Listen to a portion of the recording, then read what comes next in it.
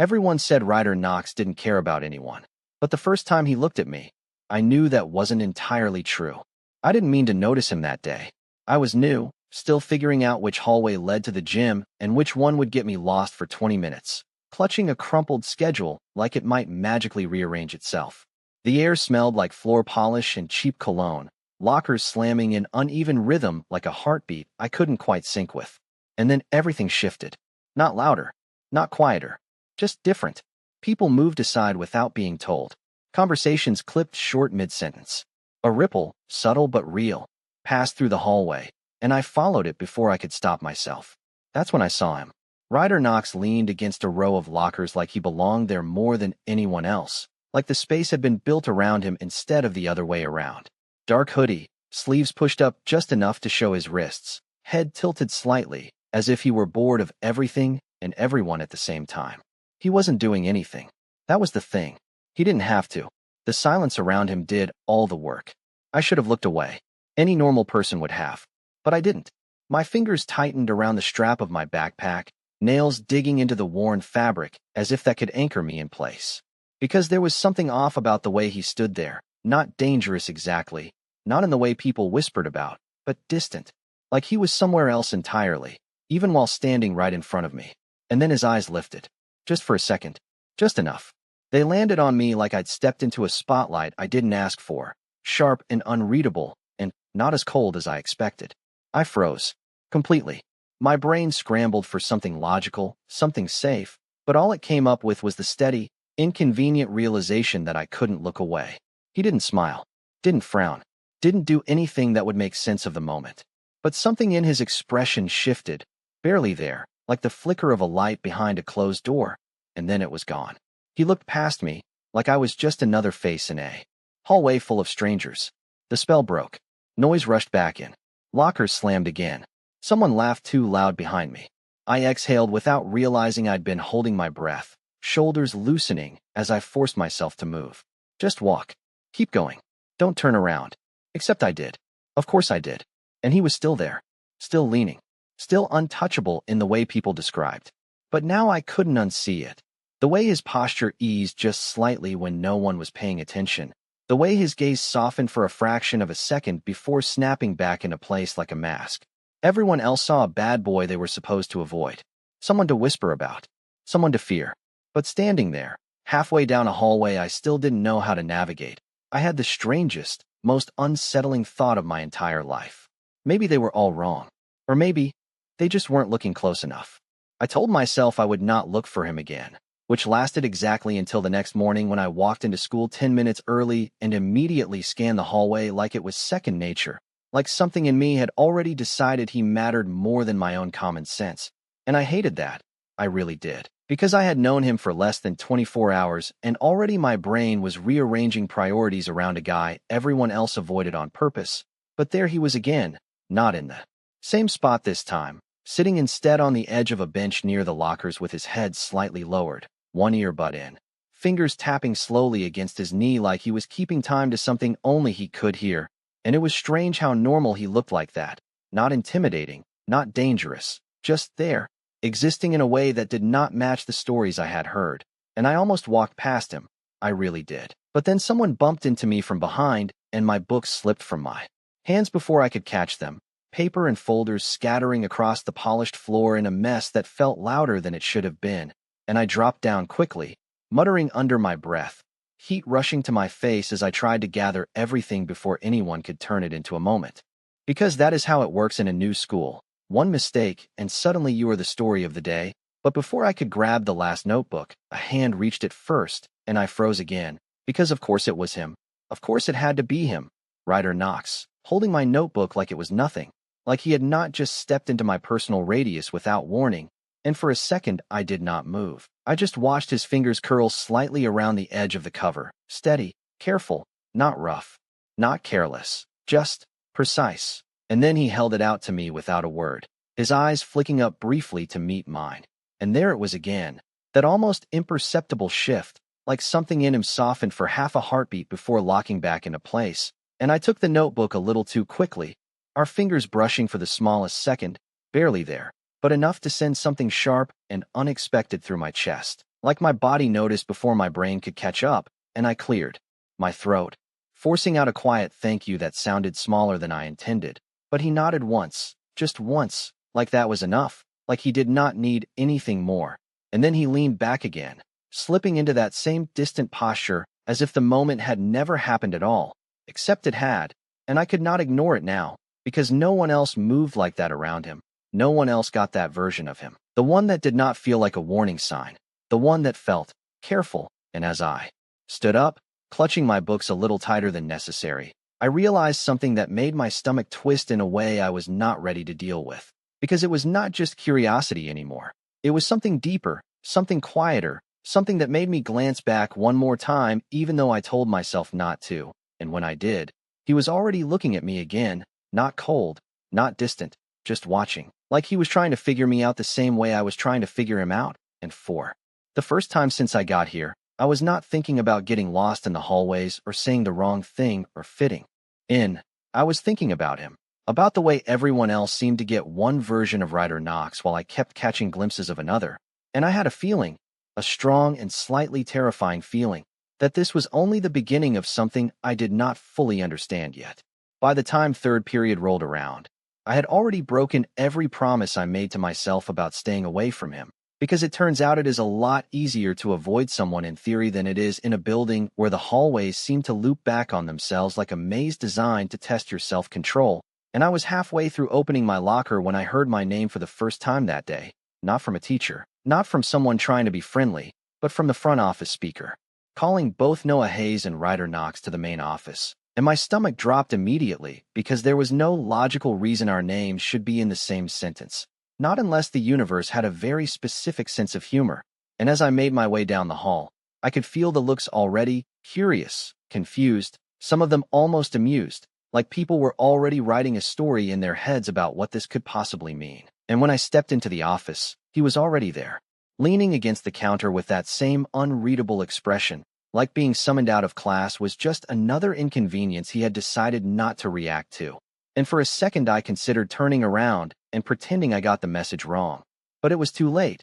The secretary glanced up and waved me in, handing us both a packet without much explanation beyond the words "New Semester Peer Collaboration Assignment," which sounded harmless until I looked down and saw both of our names printed, side by side at the top of the page, and I actually blinked, once, twice, like the paper might correct itself if I gave it enough time, but it did not.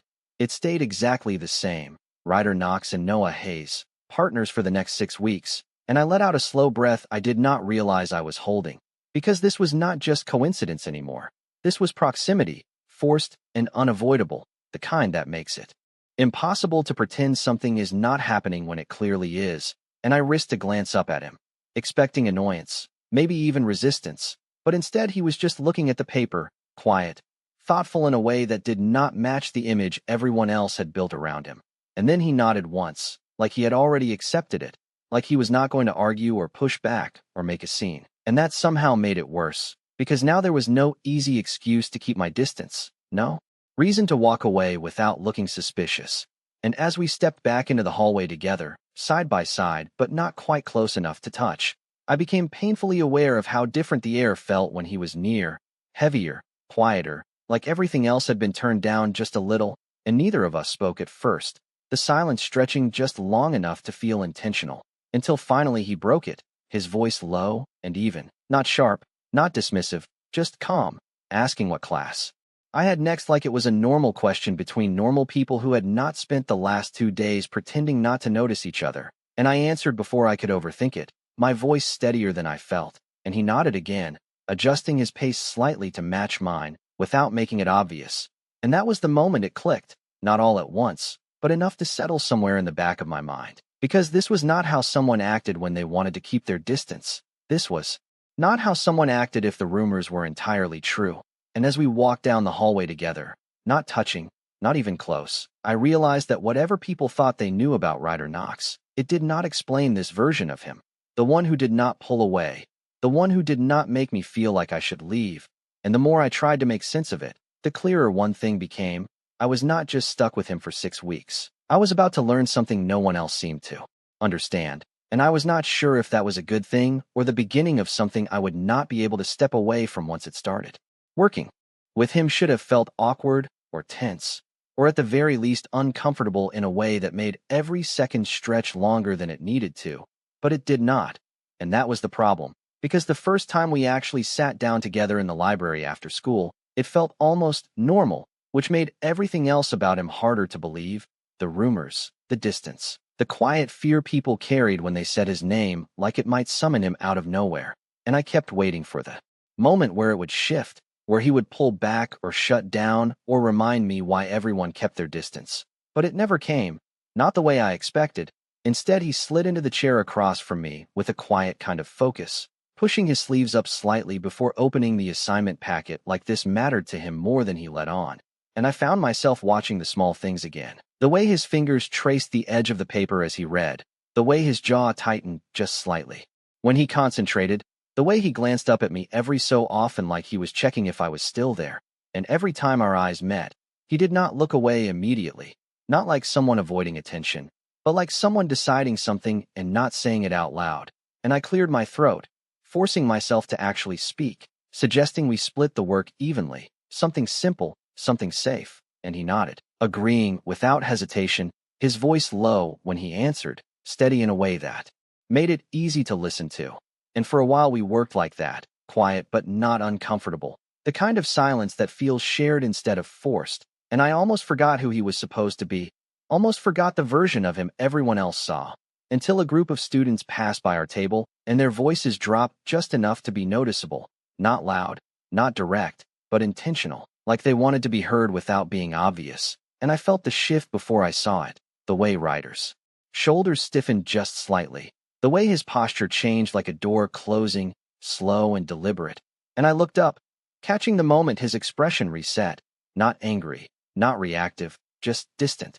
Again, like he had stepped back behind something I could not see, and it bothered me more than it should have, because I had just seen the version of him that did not look like that, the one who focused, who listened, who stayed, and without thinking, I spoke, asking him a question about the assignment that I already knew the answer to, just to pull him back, just to see if that other version of him was still there, and for a second nothing happened, the silence stretching again, but then he blinked, slow, deliberate, like he was returning from somewhere far away, and his voice softened when he answered, not by much, just enough, and that was all it took, the tension easing again, the distance closing in a way no one else seemed to notice, and I realized then that it was not just about him being different when he was alone, it was about him choosing when to be that version, choosing who got to see it, and for some reason I did not understand yet.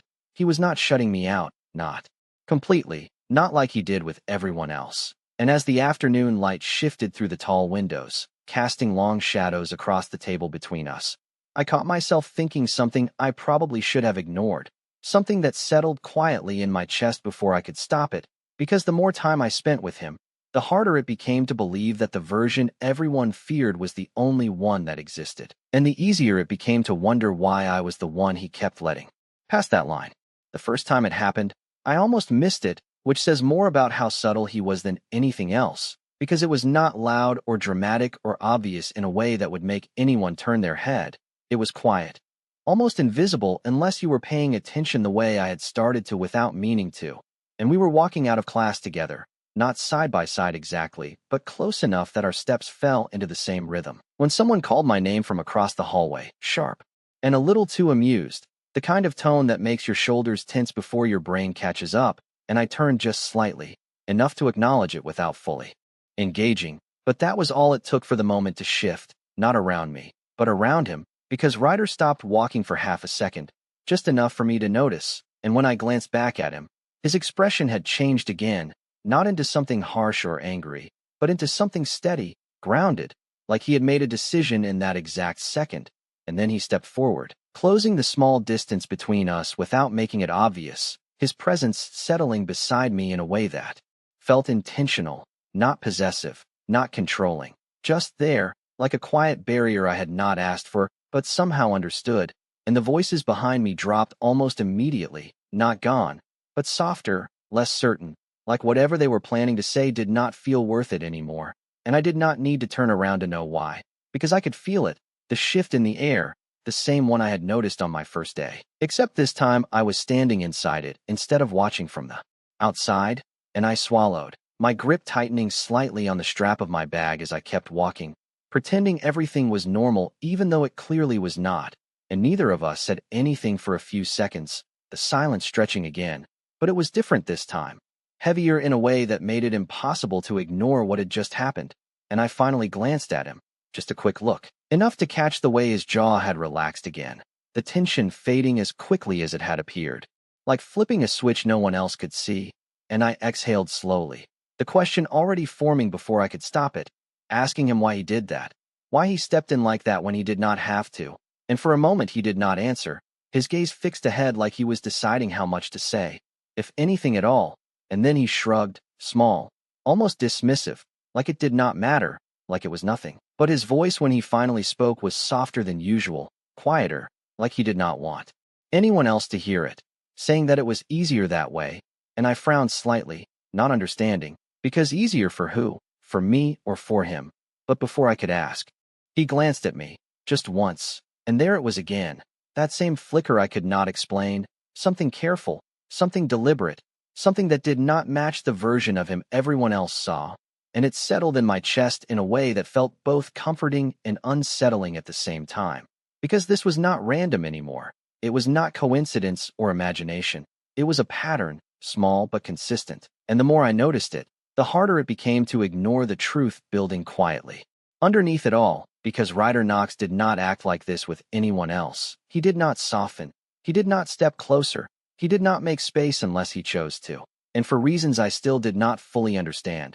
He kept choosing to do it with me, and as we reached the end of the hallway and slowed to a stop where our paths split, I realized something that made my chest tighten in a way I was not prepared for. Because I was no longer just curious about him, I was starting to expect this version of him, the quiet one, the careful one, the one who stayed just close enough to make everything else feel different, and that expectation, more than anything else, was the part that scared me the most. I should have known it would not stay simple. Because things like this never do. Not when something starts to matter more than it is supposed to. Not when you begin to rely on moments that were never promised to you in the first place. And it happened 2 days later in a way that felt small on the surface, but landed harder than anything else had so far. Because we were back in the library, same table, same quiet rhythm we had fallen into like it belonged to us now. And for a while everything was normal again. Or at least our version of normal. Him reading through notes, me organizing the outline, the soft scratch of pen against paper filling the space between us, and I caught myself relaxing into it, into him, into the way he would occasionally glance up just to check if I was still there like that mattered, and maybe that was my mistake. Maybe I let myself get too comfortable with something that was never defined.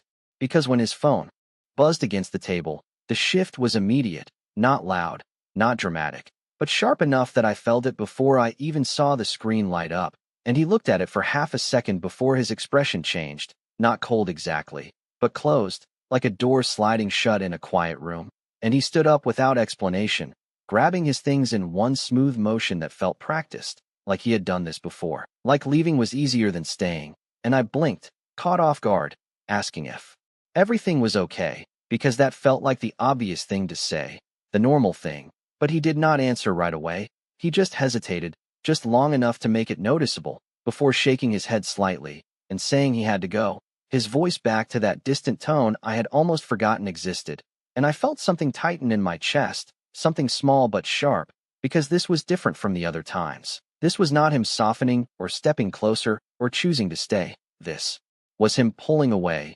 deliberately, and I watched him turn, watched him walk out without looking back, and for a second I just sat there, staring at the empty chair across from me like it might explain something if I gave it enough time, like the answer might still be there in the space he left behind. But there was nothing, just silence that felt heavier than before, heavier than it had any right to be, and I exhaled slowly, leaning back in my chair as I tried to make sense of it, because I knew, logically, that I had no claim to any of this, no right to expect anything from him, not his time, not his attention, not the version of him he only showed in fragments. And yet that did not stop the quiet disappointment settling in my chest, because I had started to believe something without realizing it, something dangerous in its own way, that maybe I was different. That maybe I understood him better than everyone else. That maybe he would not just disappear like that without explanation. And the worst part was not that he left. It was how quickly everything snapped back into place afterward.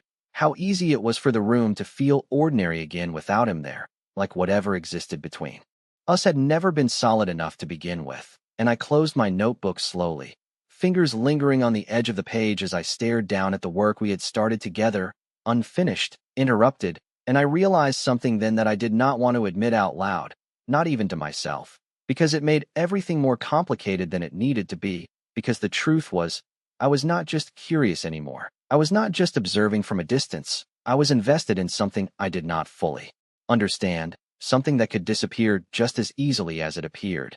And as I finally stood up and packed my things, the quiet question settled in the back of my mind, heavier than anything else, because if Ryder Knox could step into my space so easily, soften in ways no one else ever saw, and then walk away like it meant nothing, then I had no idea which version of him was real, and I was not sure which one I was starting to care about more. I told myself I would not look for him the next day, and this time I almost meant it, because it is easier to protect something if you pretend it does not exist, easier to avoid disappointment if you lower your expectations before anything can break them. So I kept my head down, focused on my classes, answered questions when I was called on, nodded at people who tried to talk to me. All the things you are supposed to do when you are trying to be normal, when you are trying not to care about the absence of someone who never promised to stay. But it was impossible not to notice it, the gap where he should have been, the way the hallway felt just a little louder without that quiet shift in the air, the way no one moved aside anymore, no ripple, no pause, just noise and movement, and everything exactly the way it had been before I ever saw him. And that should have been a relief. It should have made things simpler, but instead it felt wrong, like something had been removed that I had already gotten used to, and by lunchtime I was tired of pretending it did not matter, so I gave in, just a little, scanning the cafeteria without making it obvious, telling myself it was just habit, just curiosity, but he was not there, not at his usual spot near the windows, not leaning against the far wall, nowhere I could see, and I pressed my lips together, forcing myself to look away before anyone noticed, because the last thing I needed was to become obvious about something I did not even understand myself, and I made it through the rest of the day like that, quiet, controlled, almost convincing myself I had imagined everything, that the version of him I saw was just a series of coincidences stitched together by my own expectations, until the final bell rang, and I was halfway to the exit when I heard my name again, not over the speaker this time, not from a teacher, but low and close, just behind me, and I stopped before I could think better of it,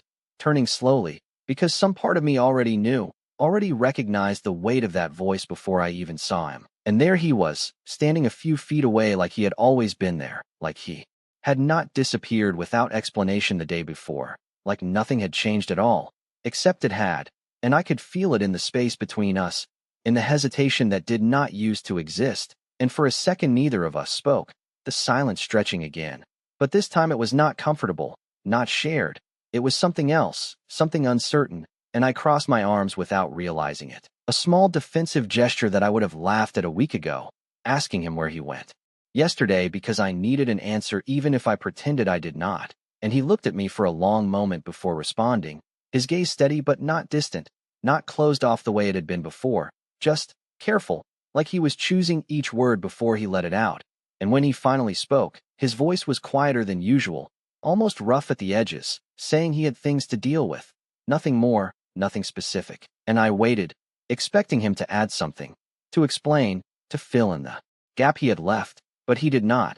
He just stood there, watching me like that should be enough, like that answer should settle something it clearly did not, and I exhaled slowly, shaking my head just slightly because it was not enough, not anymore, not after everything he had already shown me, and I told him that, not directly, not harshly, but enough for him to hear it in my tone, enough for him to understand that I was not going to pretend this meant nothing.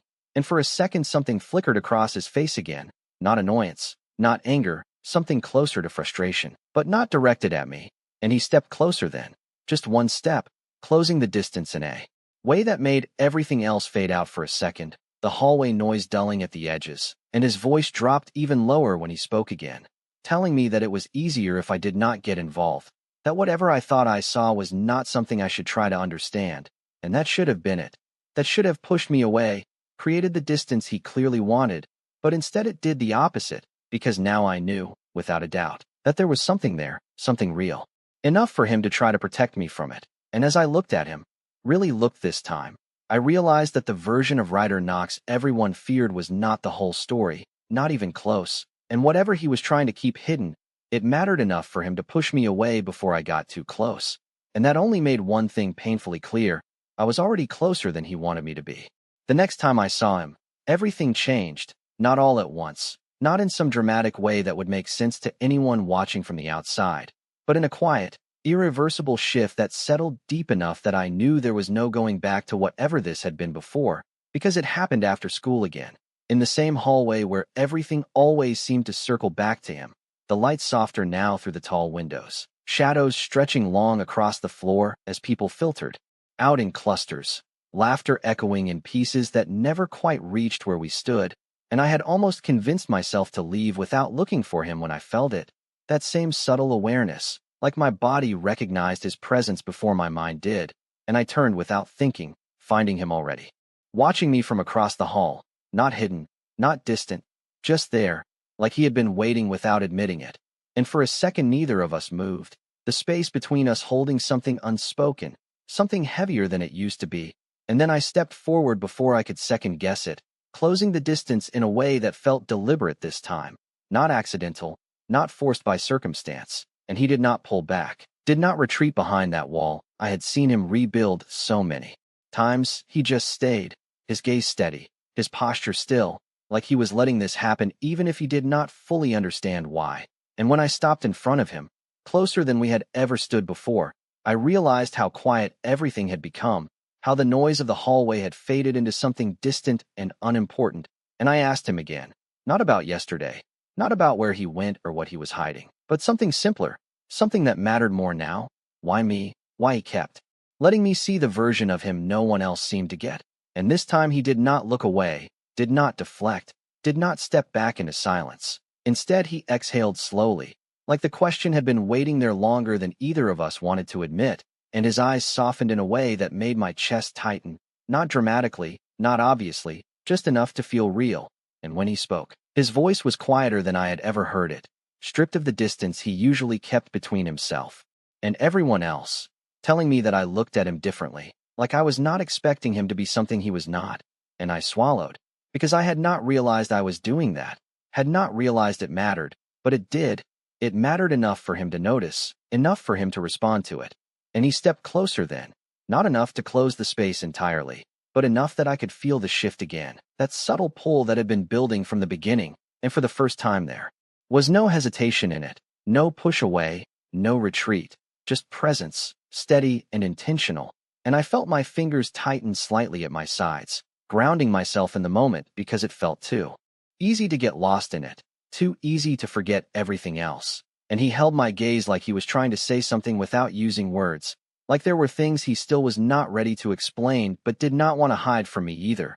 And it was not a confession, not in the way people expect, not clear or defined or wrapped in something easy to understand, but it was something real enough to settle between us without breaking. And as the last few students passed by, their voices fading into the background, I realized that whatever this was, whatever he was letting me see, it was not accidental anymore. It was a choice, and the fact that he was still standing there, still looking at me like that, meant he had already made it.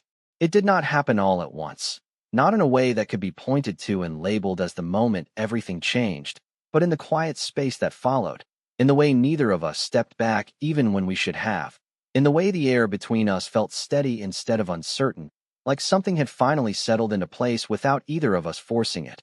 And I realized then that this was what made it different, not the rumors, not the distance, not even the way he softened around me, but the fact that he stayed, fully, without pulling away at the last second like he always had before. And for a moment I did not say anything, because there was nothing I could say that would not disrupt whatever this was, nothing that would not make it feel smaller than it already was. So I just stood there, meeting his gaze, letting the silence stretch without trying to fill it, and he did the same. His expression no longer guarded in the way I had gotten used to, not open in a way that made him vulnerable to everyone, but open enough for me, just enough that I could see it clearly now.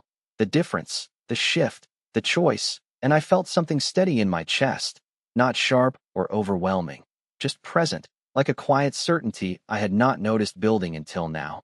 And I let out a slow breath, the tension I had been carrying finally easing as I said his name, not as a question, not as a challenge, just as it was. And the way his shoulders relaxed at that, the way his gaze softened just slightly more, told me everything I needed to know.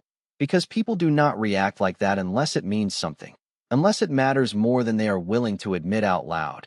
And he took another small step closer, not enough to close the space completely, but enough that it felt intentional, enough that I could feel the warmth of his presence without it being overwhelming.